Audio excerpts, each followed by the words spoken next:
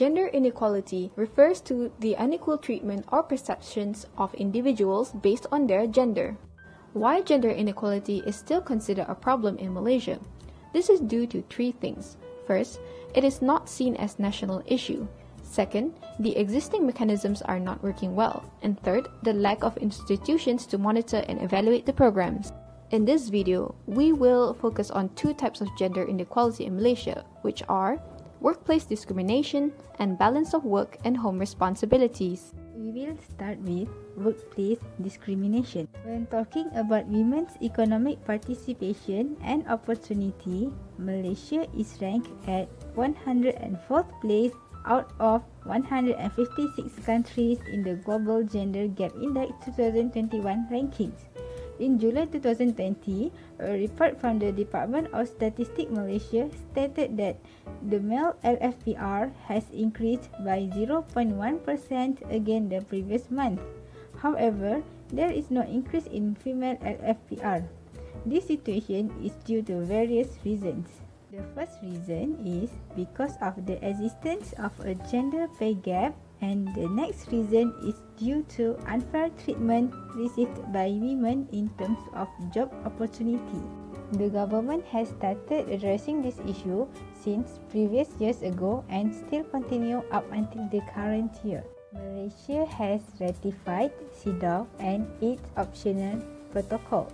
The ratification will be overseen by the Human Rights Commission of Malaysia.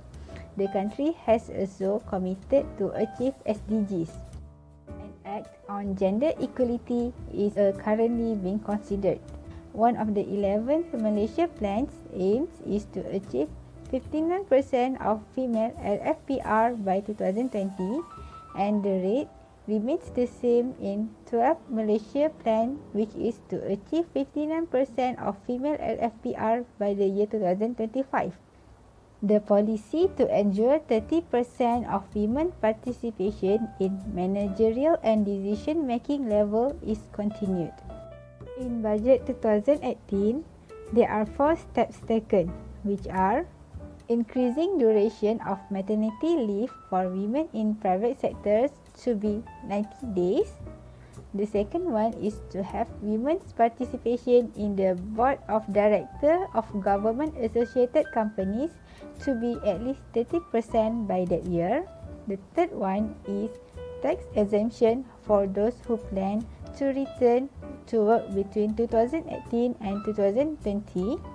The last one is by allocating 20 million of budget for skilling and entrepreneurship programs. Lastly, in Budget 2021, to support women entrepreneurs, the government allocated 95 million ringgit for special micro credit financing and 50 million ringgit to support Islamic pawnbroking. The second one is by initiating training programs to 2,000 women entrepreneurs in business technical guidance and providing specific programs to Bumiputra women's contractor.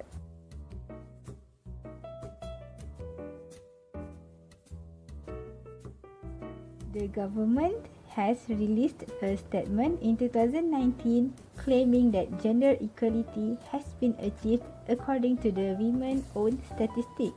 However, the relevance of the information can be questioned as the statistics are up until the year 2015 only.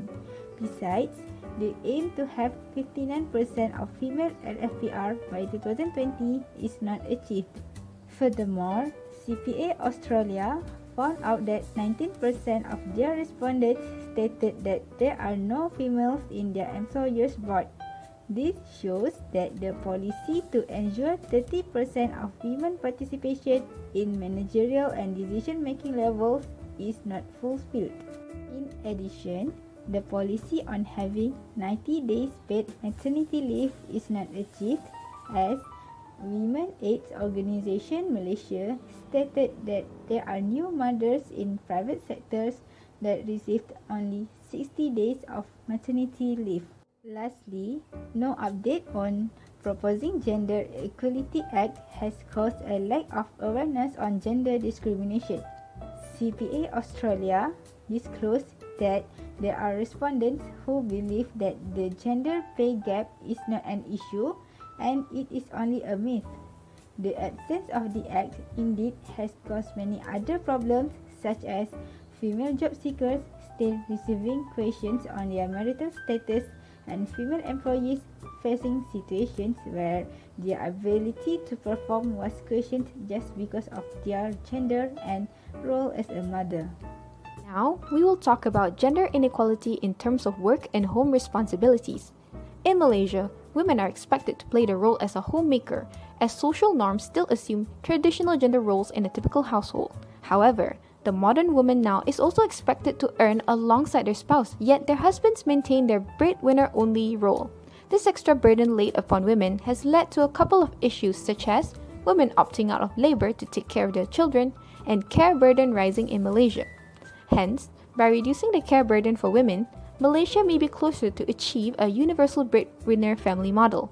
In this segment, we are going to focus specifically on how the government plays a role to ease the care burden on Malaysian women. What initiatives are taken to overcome the burden of home care? Here are a couple of policies and visions set by the government. Firstly, the Permata program. It is a program to provide low-income families with subsidized childcare centers. It is developed under the Community Development Department of the Ministry of Rural Development. Next, the 2019 budget, in which the Minister of Finance allocated 10 million ringgit for the establishment of additional 50 childcare centers in government buildings. For the 11th Malaysia Plan Midterm Review, there is a requirement for all government agencies to provide childcare center services from January 2019 onwards. And finally, for the 2021 budget, there are tax reliefs provided, as well as 30 million ringgit allocated to establish childcare centers in government buildings, especially hospitals and police stations. Once it succeeds, it will be extended to the corporate sector. This brings us to the question of how effective are the policies and programs implemented. According to the Khazanah report, due to the provision of care being targeted to low-income households, childcare centers are under capacity with 75.6% of active childcare centers in Malaysia not reaching their maximum allowed capacity.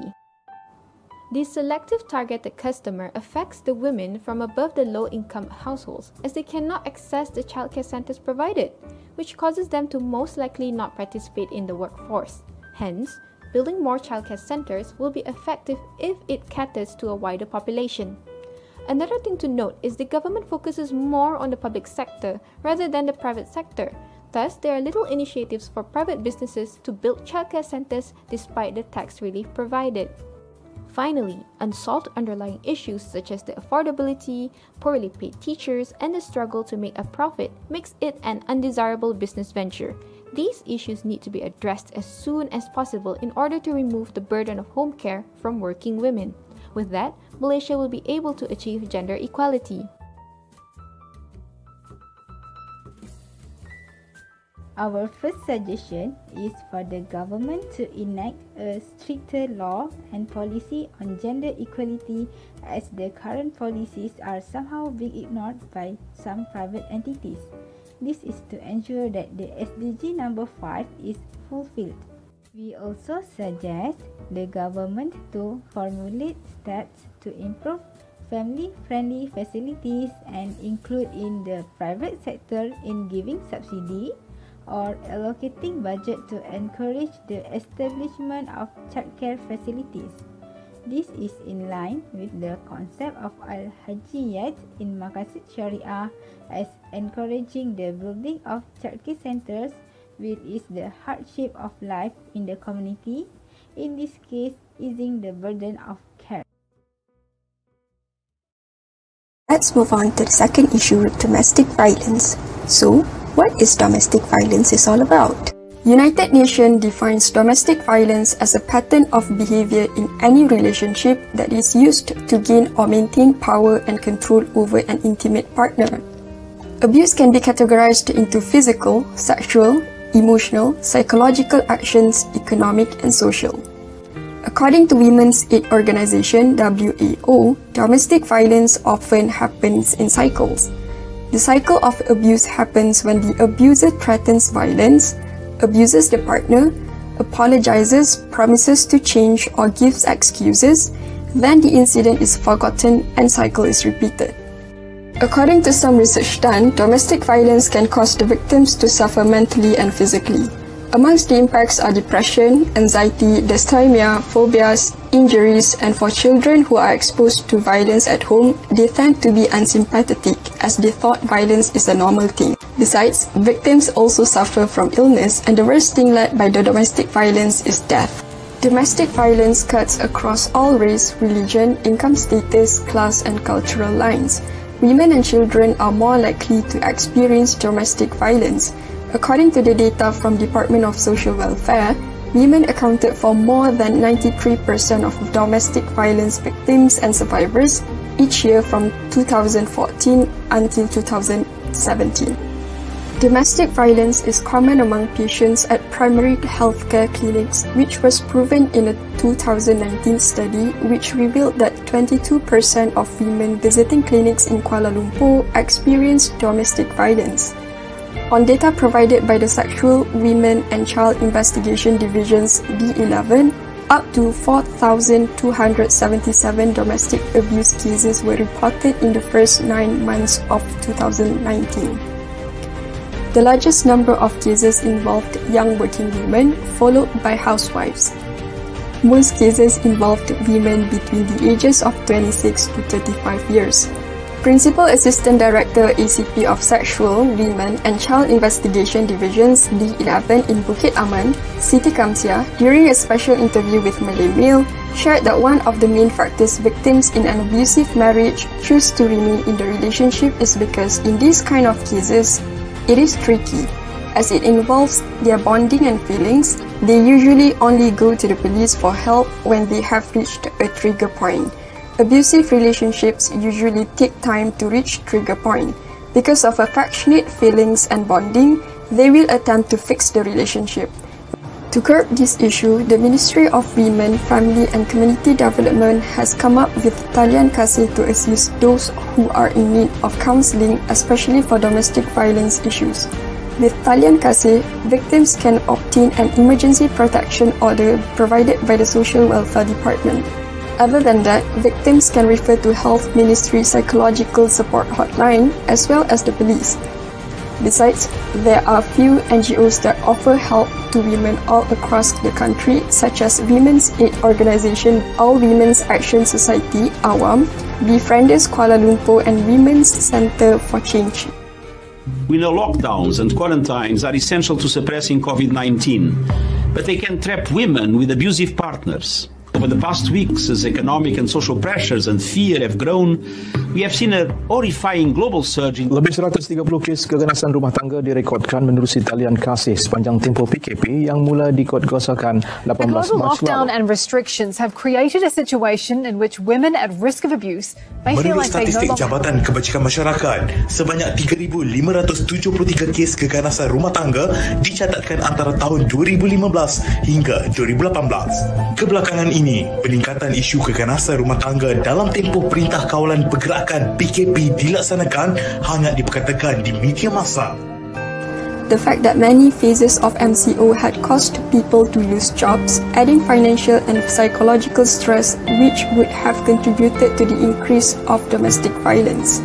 As the statistics have shown, Malaysia's unemployment rate in November was at 4.8%, which means 764.4 thousand people have become unemployed.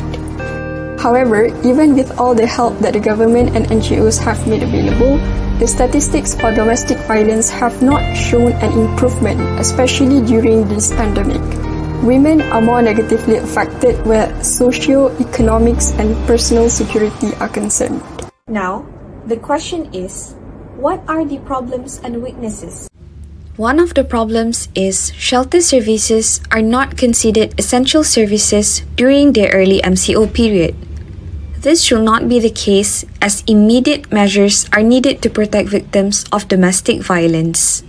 As stated in the title of the article, Penang Women's Centre for Change WCC said the government should recognize support for victims of domestic violence as an essential service, especially during the MCO period. During the early days of pandemic, the ministry launched a field campaign urging women to be docile and submissive towards their husbands, using cartoons which did not help with the rising cases of domestic violence and caused women, or in general Malaysians, to be triggered by the action. Instead of giving advice to the spouse to help ease the burden of their wives, the ministry chose to put more burden on the wives. To add fuel to the fire, not long after that, in a short video, the Deputy Minister of the Ministry of Women, Family and Community Development dished out advice on how to handle stress for married couples locked down by the 6-week MCO and is exposed to domestic violence. This included being patient with their spouses and accepting their flaws. According to the public, the video by the Deputy Minister gives out an underlying tone that women should accept, remain patient, and forgive their partners despite their partner's abusive attitude. This is unacceptable. As Deputy Minister of Women, Family and Community Development, the Deputy Minister should be empowering women by affirming that they deserve to live a life free from violence and fear, and emphasize that women and children's safety are the utmost priority for the ministry. The video has invited public wrath, who said the message was demeaning and dangerous to women facing abusive partners. Throughout the MCO, Women's Aid Organization and other organizations received mixed reviews from survivors in connecting with Talian Kasih. Some reported receiving prompt responses while others reported experiencing difficulties. For example, one survivor said she made 7 to 8 attempts to contact the hotline but was unable to get through. Another survivor was instantly connected to a social welfare officer by a Talian Kasih operator. The heart of the matter is the lack of a comprehensive and coordinated response to domestic violence in Malaysia means that not all survivors receive the protection that they need. There is lack of shelters for the victims and survivors in Malaysia. Shelters are a crucial form of support for survivors as they prevent them from having to make the choice between remaining in an abusive relationship or facing the prospect of homelessness. Yet, access to this essential service was already inadequate in Malaysia even before the pandemic. These are some of the suggestions and recommendations for the ministry. Domestic violence support services need to be classed as essential services. This is because, since MCO started, stress levels across Malaysia had skyrocketed, and women were especially vulnerable to domestic violence during this tense period. Families, forced to coop up together at home for weeks, are on edge. Economic hardship is rampant. Under the MCO, the risk of domestic violence increased greatly. Next, the ministry should be more cautious and detailed in coming up with solutions for the domestic violence issue, and also avoid dismissing the pain of the victims. The ministry should encourage the victims to come forward instead of asking them to be patient and accept whatever happens to them. Asking women to be patient and forgive their abuses in the context of domestic violence is misguided at best and fatal at worst. When domestic violence occurs, it is time to act, not negotiate patiently. Stopping such violence is of utmost importance to the safety of victims and their children. Also, the government should direct the Ministry of Women to hire more experienced personnel to be in charge of the Talian Kasih hotline, especially during this pandemic where the traffic is higher compared to previous years. Some government-run shelters and some NGO-run shelters provide services without employing relevant professionals. This can result in a gap in the quality of service provided. Lastly, the government should be more proactive in providing more allocation to build more shelters for women and children to be on par with the standards by the Council of Europe that is endorsed by a lot of countries. This will significantly improve their safety, especially during crises like this. For an example, France has taken an innovative approach to this by making 20,000 hotel room nights available to women needing shelter from abusive situations during the COVID-19 outbreak.